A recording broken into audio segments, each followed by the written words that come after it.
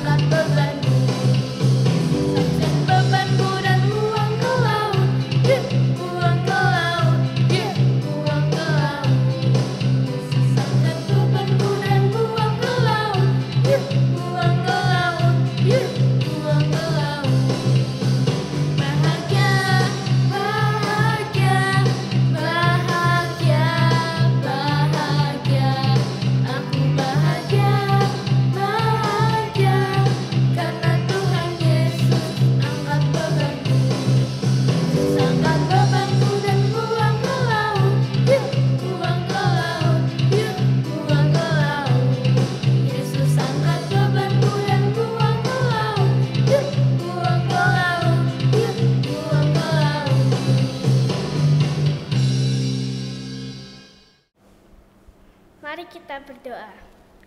Tuhan, terima kasih untuk hari ini. Kami akan memulai ibadah sekolah minggu. Kiranya Tuhan memberkati kami dari awal, pertengahan hingga akhirnya. Terima kasih Tuhan Yesus. Halia, amin. Tuhan memberikan kita tangan, kaki, mulut, dan semua anggota tubuh lainnya untuk menyenangkan hati Tuhan. Oleh karena itu, hati-hati menggunakannya.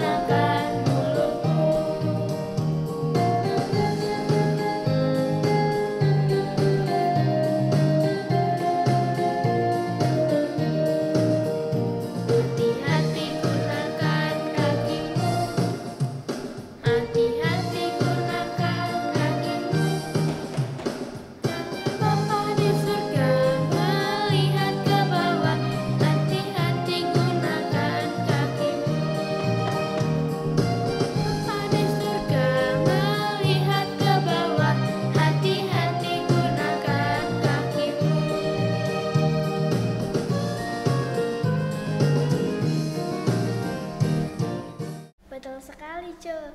Kita harus hati-hati menggunakan anggota tubuh kita. Kita harus taat kepada Tuhan Yesus.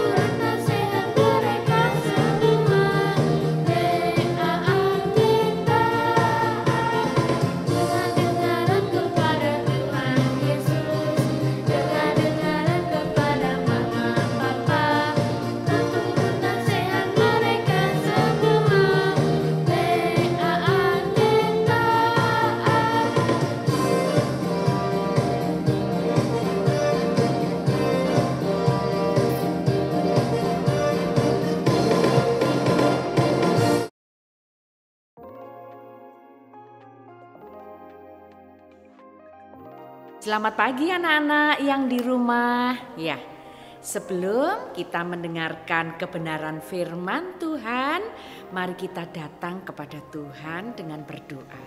Mari kita berdoa, sikapnya yang baik. Ya, tangan dilipat, mata ditutup, mari kita berdoa.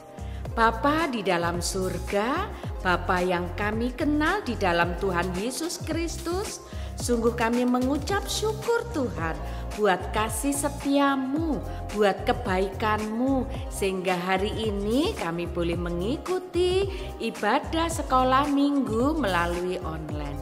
Bapa di dalam surga, biarlah Engkau Allah yang hadir menolong kami. Roh Kudus-Mu yang sertai kami, membuka mata, hati, pikiran kami Tuhan. Untuk kami boleh membaca, merenungkan kebenaran firman Tuhan. Ampuni Tuhan segala dosa dan kesalahan kami. Hanya di dalam nama Tuhan Yesus kami sudah berdoa dan siap menerima firman-Mu. Amin. Ya, anak-anak, firman Tuhan pada pagi hari ini diambil dari 2 Samuel 11 ayat 1 sampai 27. 2 Samuel pasal 11. Daud dan Batseba. Pada pergantian tahun, pada waktu raja-raja biasanya maju berperang, maka Daud menyuruh Yoab maju beserta orang-orangnya dan seluruh orang Israel. Mereka memusnahkan Bani Amon dan mengepung kota Raba, sedang Daud sendiri tinggal di Yerusalem.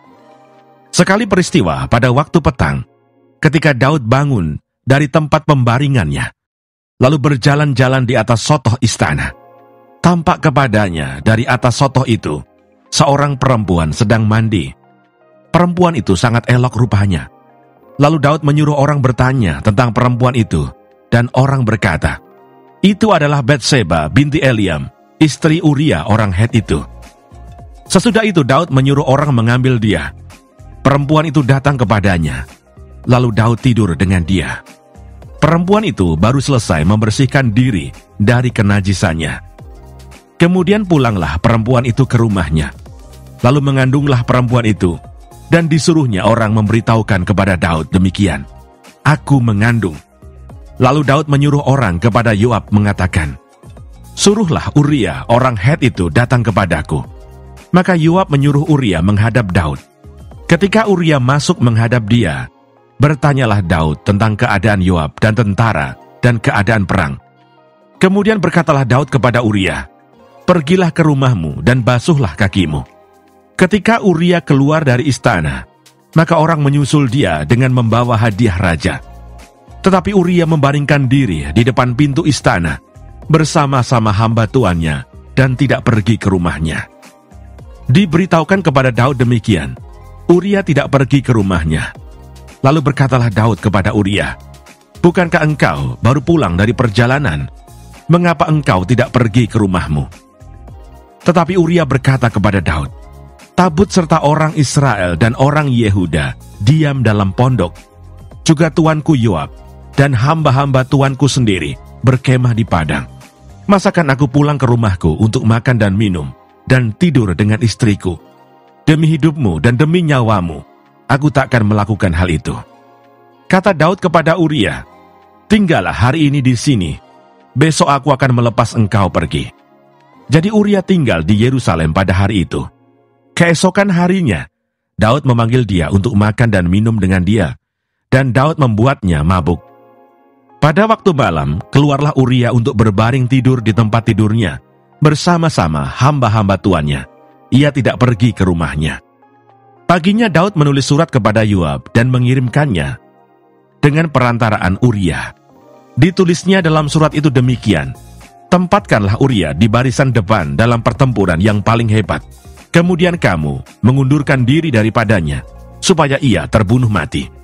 Pada waktu Yoab mengepung kota Raba, ia menyuruh Uria pergi ke tempat yang diketahuinya ada lawan yang gagah perkasa.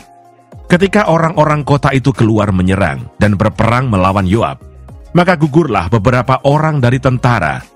dari anak buah Daud, juga Uria orang Het itu, mati. Kemudian Yoab menyuruh orang memberitahukan kepada Daud jalannya pertempuran itu. Ia memerintahkan kepada suruhan itu demikian, "Jika engkau sudah selesai, mengabarkan jalannya pertempuran itu kepada raja. Dan jikalau raja menjadi geram dan berkata kepadamu, 'Mengapa kamu demikian dekat ke kota itu untuk berperang? Tidakkah kamu tahu bahwa orang akan memanah dari atas tembok? Siapakah yang menewaskan Abimelech bin Yerubeset? Bukankah seorang perempuan menimpakan batu kilangan kepadanya dari atas tembok, sehingga ia mati di Tebes? Mengapa kamu demikian dekat ke tembok itu?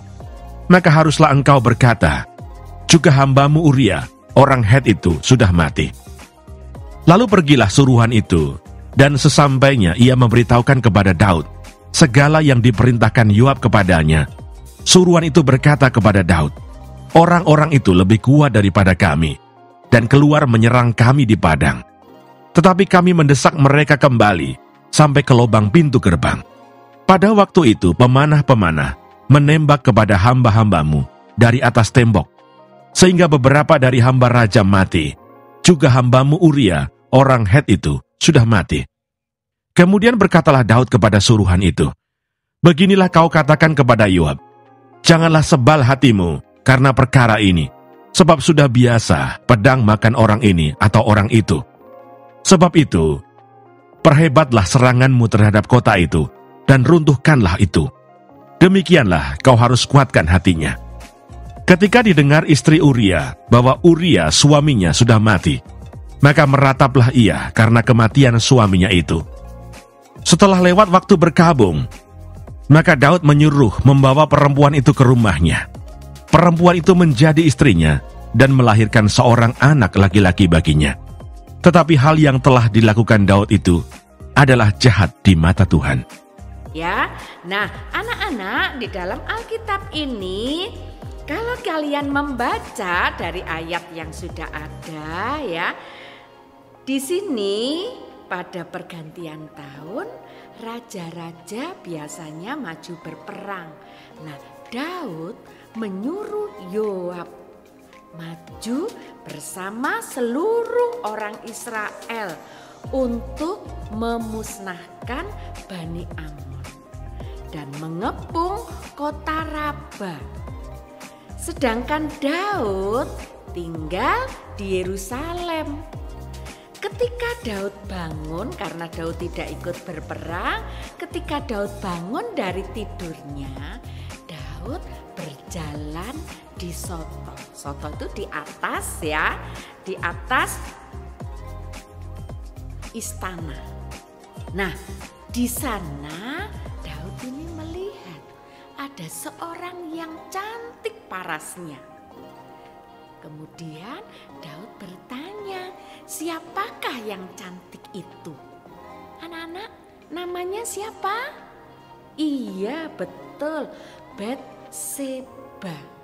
Kemudian Daud menyuruh orang untuk memanggil Batseba.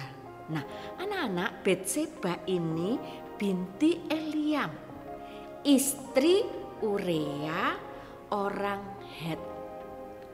Kemudian Batseba datanglah ke rumah Daud.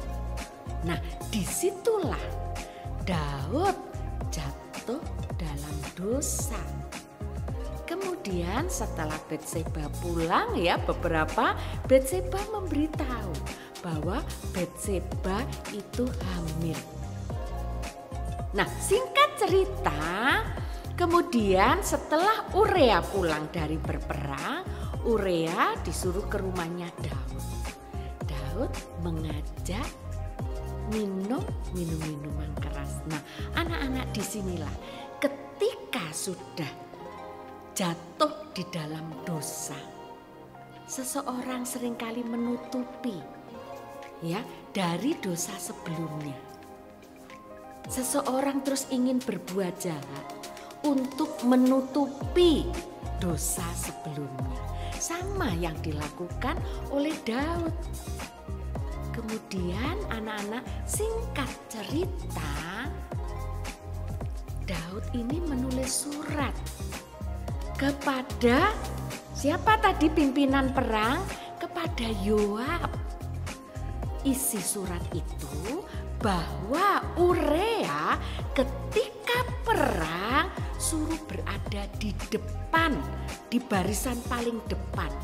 Kemudian Yoab suruh mundur. Nah, ketika berperang, karena Urea tadi posisi paling depan, sehingga dalam pertempuran itu banyak korban-korban yang jatuh. Termasuk Urea, istri dari Betseba yang meninggal. Nah, anak-anak dipersingkat ya di ayat yang terakhir, ayat yang ke-27. Kita baca ya ayat yang 27. Setelah lewat waktu berkabung, maka Daud menyuruh membawa perempuan itu ke rumahnya. Siapakah perempuan itu tadi? Iya, Betseba. Nah, kemudian Betseba itu menjadi istrinya, istri Daud, dan melahirkan seorang anak laki-laki baginya. Tetapi hal yang telah dilakukan Daud itu adalah jahat di mata Tuhan. Nah, anak-anak, kalau kita perhatikan tadi, kenapa Daud jatuh dalam dosa? Karena Daud bernafsu. Anak-anak, kalian mengerti apa itu nafsu? Nafsu adalah dorongan untuk keinginan memenuhi kesenangan. Nah, bagaimana kita bisa mengendalikan nafsu? Nafsu itu seperti pedang bermata dua. Bisa dilakukan hal buruk, bisa dilakukan hal baik. Contohnya apa ya? Contohnya anak-anak, ketika kalian tidak ada nafsu makan, apa yang terjadi? Pasti mama bingung mencarikan obat, vitamin supaya kalian ada nafsu makan. Ya, sama seperti ketika kalian main game ya, dorongan sebuah keinginan untuk memenuhi kesenangan. Kalian main game, asik main game karena itu mengasihkan, kalian tidak bisa mengendalikan diri. Ketika dipanggil mama, misalkan karena anaknya Bu Heni namanya Nana. Nana, ayo bantu mama untuk cuci piring. Asik, tidak bisa mengendalikan nafsu bermain game. Ya, ma sebentar ma, ini lagi asik-asiknya. 2 jam diingatkan, 3 jam diingatkan. Nah, ini sudah sore. Ayo mandi, cepat belajar. Ya ma, sebentar lagi. Nah, anak-anak apa yang terjadi? Sudah malam belum mandi. Mandi kemudian tidur, tidak belajar, belum mengerjakan tugas. Ya, karena nafsu ini tadi tidak bisa menahan kesenangan. Seperti contoh pertama tadi. Ketika tidak ada nafsu makan, orang tua bingung mencarikan obat. Kemudian ketika kalian juga tidak bisa melakukan nafsu makan tadi, ya tidak bisa mengendalikan karena senang, enak masakan mama, tidak bisa berhenti. Mah tambah ya, nambah. Kemudian anak-anak ada es krim lewat, Tolilet, mah es krim. Nah kamu baru makan, tapi aku kepingin ma. Nah, belilah es krim dimakan. Karena tidak bisa mengendalikan. Nah, apa yang terjadi? terjadi anak-anak? Habis makan lagi, minum es krim. Terjadi obesitas. Apa itu obesitas? Kegemukan, badannya menjadi besar, baju-bajunya tidak muat.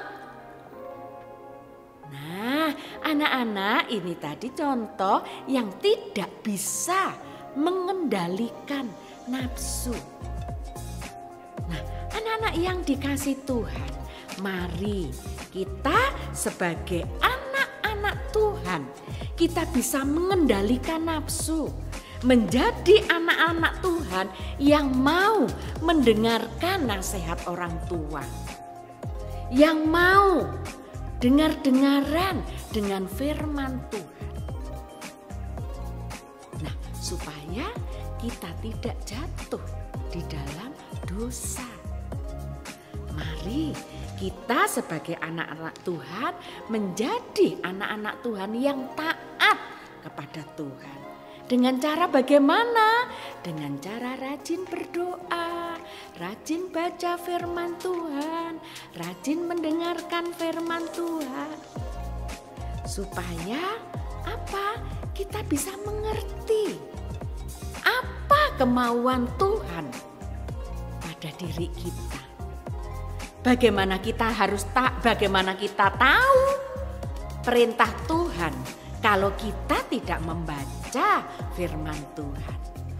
Marilah kita menjadi anak-anak Tuhan yang mau taat, mau rajin membaca Alkitab, supaya kita tahu apa sih maunya Tuhan untuk hidup kita.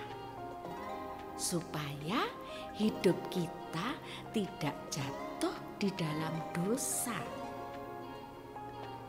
Ya, anak-anak, untuk mengakhiri firman Tuhan pada hari ini sebagai ayat hafalan, kita ambil dari Mazmur 119 ayat 9. Demikian, dengan apakah seorang muda mempertahankan kelakuannya bersih?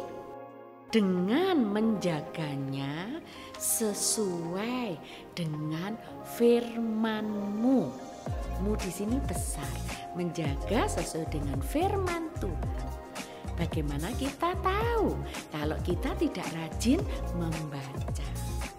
Baik anak-anak, marilah kita menjadi anak-anak Tuhan yang mau taat, yang rajin membaca firman Tuhan. Amin. Mari kita menutup di dalam doa. Mari kita berdoa. Bapa di dalam surga, sungguh kami mengucap syukur Tuhan atas kebenaran firman-Mu. Tuhan Yesus, tolong kami, biarlah Roh Kudus-Mu yang senantiasa menjaga kami, agar kami menjadi anak-anak Tuhan yang mau taat, yang mau dengar-dengaran nasihat orang tua. Anak-anak Tuhan yang mau rajin membaca firman Tuhan, supaya hidup kami di dalam mengarungi hidup ini tidak jatuh ke dalam dosa. Bapa di dalam surga, pimpin kami Tuhan, supaya hidup kami hidup yang menjadi berkat dimanapun kami berada. Baik itu di rumah, di sekolah, di gereja, dimanapun kami berada. Biarlah hidup kami, hidup yang boleh menjadi berkat buat orang lain. Tuhan, pimpin kami, pimpin anak-anak-Mu untuk mereka berjalan sesuai dengan rencana dan kehendak Tuhan. Supaya hidup kami boleh menyenangkan hati Tuhan. Terima kasih Tuhan buat firman-Mu hari ini. Biarlah firman-Mu boleh menjadi berkat buat kami semua yang mendengarkan. Hanya di dalam nama Tuhan Yesus kami berdoa, kami menyerahkan hidup kami, hidup yang dipimpin dan disertai oleh Roh Kudus. Amin.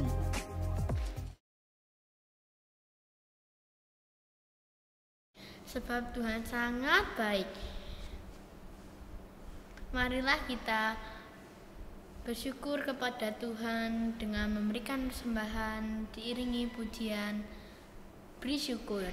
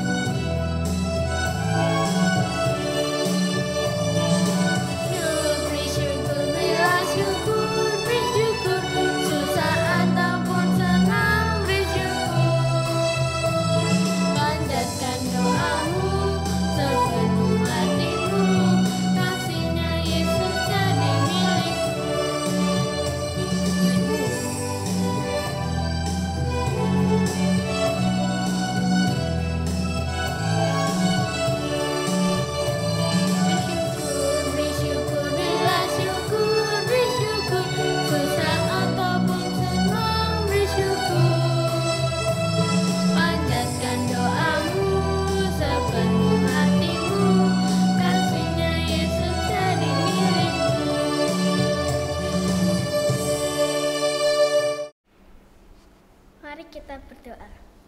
Tuhan, terima kasih pagi ini kami sudah mengumpulkan persembahan. Kiranya Tuhan memberkati persembahan kami dan memberkati pekerjaan orang tua kami. Dalam nama Tuhan Yesus kami berdoa dan mengucap syukur haleluya, amin. Tidak ada godaan yang tidak bisa kita lawan dalam Tuhan Yesus. Teruslah hidup dan taat kepada Tuhan Yesus. Dalam nama Tuhan Yesus.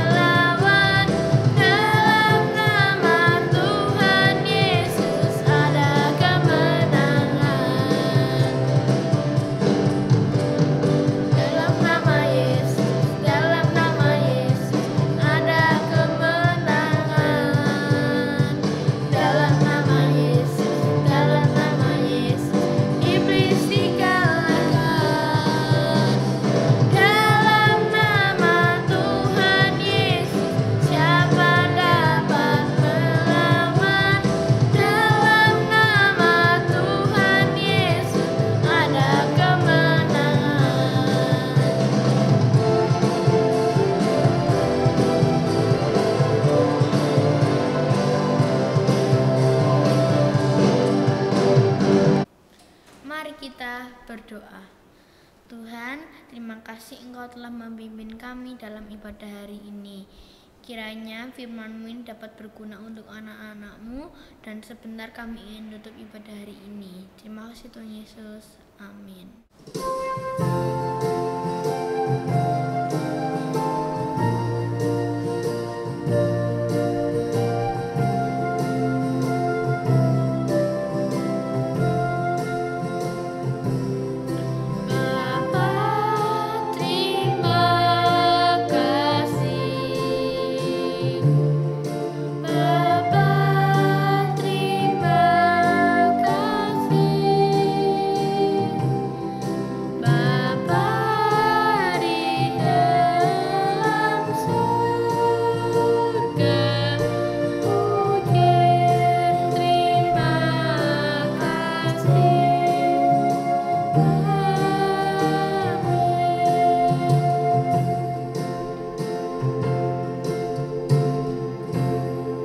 Sampai jumpa teman-teman. Tuhan Yesus memberkati.